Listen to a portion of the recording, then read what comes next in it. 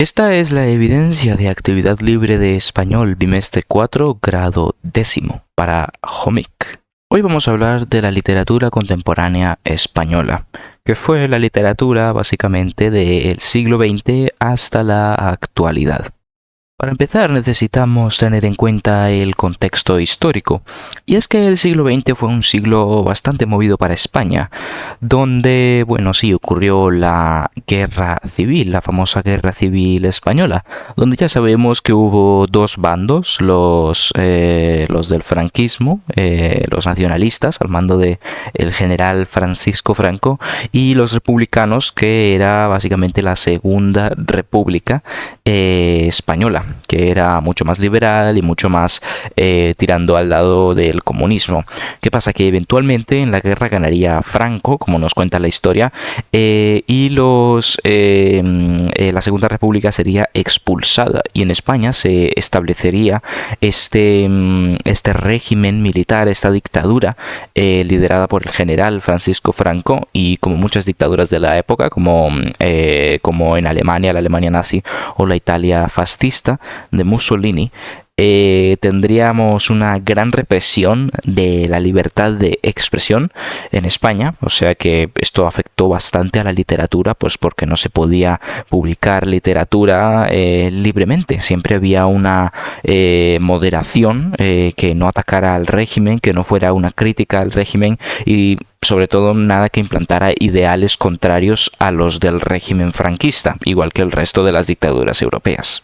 Podemos reparar el contexto histórico en tres fases. Primero tenemos la posguerra, que fue de 1939 a 1940, duró un año, pero que estaba caracterizada por la gran depresión económica, la falta de armamento, de utensilios, una gran hambruna hubo, pues por consecuencias de la guerra, y frustraron cualquier intento de formar una nueva revolución literaria como lo fue la generación del 27, porque primero muchos de los autores, después de ver que Franco había ganado la guerra, sabían que Franco iba a censurar mucho sus editoriales y todos los libros que ellos iban a decir, así que muchos intelectuales tuvieron que huir al extranjero, sobre todo a Francia, desde donde continuaron escribiendo. Pero pues sí, España no tuvo se perdió de esa revolución literaria gracias a el bloqueo que puso Franco en las fronteras. Después tenemos la segunda fase, que es la dictadura, que esta sí que duró desde 1940 hasta 1975, que en esencia fue todo el reinado, digamos así, de Francisco Franco, donde pues bueno, se instauró este régimen que no solo no permitía publicar pues libremente la literatura libremente, sino que también Franco cerró las fronteras españolas al comercio exterior. Hubo un aislamiento muy grande, pensando que pues podríamos sobrevivir pues con lo que nosotros teníamos, ser autosuficientes. Pero pues al negar el comercio con las naciones extranjeras, esto fue bastante malo para España, y pues España aún seguía siendo muy pobre, la economía seguía siendo muy baja y la libertad de expresión seguía siendo nula. Así que esto fue por toda esta etapa. Además también hubo una gran represión de las lenguas, los dialectos los dialectos españoles, como lo son el catalán o el euskadi, o el galicio o galaico, o como se diga, y entonces pues estaba prohibido. Entonces pues muchas de las obras literarias que pues eran escritas en estos idiomas pues no llegaron a ser escritas, porque primero estaba prohibido, y segundo muchos de los escritores pues ya habían huido en la posguerra. Y luego por último tenemos el periodo de democracia, que sería desde 1975 hasta la actualidad, donde empezó el crecimiento económico, empezó mucho mejor la prosperidad, y ahora sí los españoles estaban viviendo más cómodamente.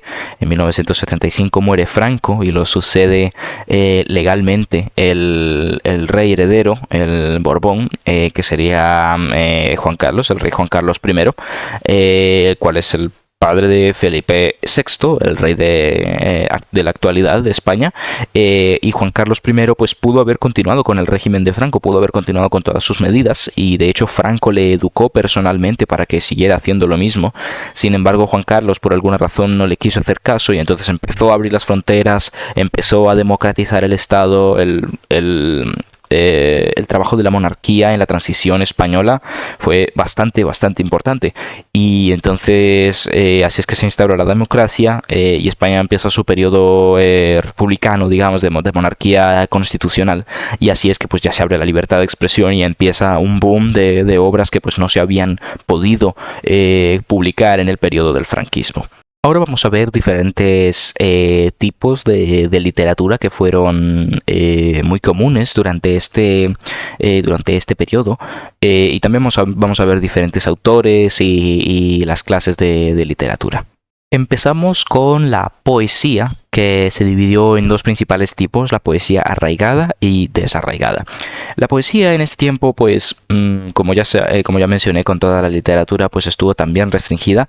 Sin embargo, la poesía, como era algo subjetivo, era algo que pues realmente no afectaba mucho al régimen franquista, fue un poco más libre que el resto de tipos de obras literarias. Entonces tenemos la poesía arraigada, que nació como tal en los años 40, y pues era como la poesía clásica, pues prefería las formas clásicas del siglo de oro, prefería también tratar pues los temas de la vida cotidiana y pues también alababa los valores tradicionales. La poesía arraigada, pues por eso es como arraigada a la cultura, ¿no? Era la poesía default, digamos, que tenía la sociedad española, y como pues era de los valores de antaño, pues el régimen franquista también estaba a favor de eso, entonces no tuvo ningún problema con la represión de libertad de expresión. Y luego tenemos el contrario de la poesía de la poesía arraigada, que sería la poesía desarraigada, que pues si bien vosotros pensaríais que estaría un poco reprimida, la verdad es que no, porque tampoco atacaba los valores de antaño, simplemente estaba opuesta a la poesía arraigada, y pues al contrario de esta, pues no exaltaba los valores tradicionales, pero tampoco estaba en contra de ellos. Fue un movimiento caracterizado por el pesimismo, como dedicado a lamentarse por los horrores que habían dado la guerra. Ahora, ambas poesías estaban muy ligadas a la religiosidad y al cristianismo, solo que pues tenían visiones diferentes. La poesía arraigada era como con una visión muy optimista, mientras que pues la poesía desarraigada era lamentándose, o sea, todavía simpatizaba con el cristianismo, pero había quedado muy conmovida, digamos, por los horrores de la guerra civil. Como autores de poesía de estos periodos tenemos a Dámaso Alonso, que vivió del 1898 al 1990, a Vicente Aleixandre, que fue del 1898 al 1984, Gabriel Celaya, 1911 al 1991, y Blas de Otero, que fue del 1916 al 1979. Estos fueron los exponentes más prominentes de la poesía contemporánea. Incluso me olvidé de contaros que la poesía desarraigada tiene un acercamiento a la vida muy existencialista. Y pues si os preguntáis qué es existencialista, pues es algo así como preguntándose por qué existimos, por qué las cosas son como son, así de injustas, así de malas, ¿no? Eso más o menos es la ideología, el acercamiento que tiene el existencialismo a la vida. Luego tenemos el teatro, que tiene como tres clases en esta época. Tenemos el drama social, que consiste más o menos en el levantamiento de las clases desfavorecidas, no contra las clases altas como lo fue la Revolución Francesa, sino como contra la tiranía. Es algo muy subjetivo, no se entiende del todo, pero sí, era como en el teatro pues siempre las obras estaban cargadas de los protagonistas siendo de la clase baja, y siempre los malos eran los aristócratas, los burgueses, estas personas. Este era un estilo muy favorecido en aquellos tiempos, incluso algunos de estos días. Tenemos luego el teatro poético, que sus frases estaban, me parece mucho como una ópera, estaban llenas de leyendas, ¿no? Entonces pues no eran como situaciones de la vida diaria, y pues también se solía utilizar incluso versos en la obra como para favorecer la musicalidad incluso, y también estaba relacionado mucho con la ideología del modernismo. Esto sería el teatro poético. Y luego tenemos el teatro humorístico, que pues bueno, como su nombre lo indica, su mayor objetivo era pues causar la risa, la distracción a las personas, y pues en este caso pues lo hacían todo como muy disparatado, como muy absurdo. Ese era el tipo de humor que utilizaban, y entonces pues obviamente, como este teatro también estaba restringido, pues el humor contra la autoridad, contra el franquismo y contra todos ellos era imposible. No se podían hacer sátiras, no se podían hacer nada de eso si no fuera pues contra los enemigos del franquismo, que pues eso le venía súper bien a Franco. Como autores tenemos a Antonio Buero Vallejo, que fue de 1916 al año 2000, Alejandro Casona, que resaltó en 1903 al 1965, y Miguel Mijura, del 1905 al 1977. También es en este tiempo en que se empieza a desarrollar el ensayo, que pues es un artículo de texto que consiste en la expresión de los pensamientos personales de su autor. El autor desarrolla sus ideas y opiniones y poco a poco va desarrollando sus pensamientos y llegando a conclusiones de una manera objetiva, pero obviamente desde su propio punto de vista. Y pues tiene que llegar a una conclusión que pues el objetivo básicamente es convencer al lector del punto de vista que tiene el autor. Y pues bueno, durante la posguerra y la dictadura pues el ensayo no fue muy favorecido porque pues claro, dabas tu propia opinión y pues como que en el régimen franquista no se podía dar tu propia opinión. Entonces más bien pues eran algunos ensayos favorecidos con temas neutrales o incluso favorables al franquismo, pues sí eran permitidos y eran muy pocos los que podían salir porque pues todo estaba muy pero que muy censurado.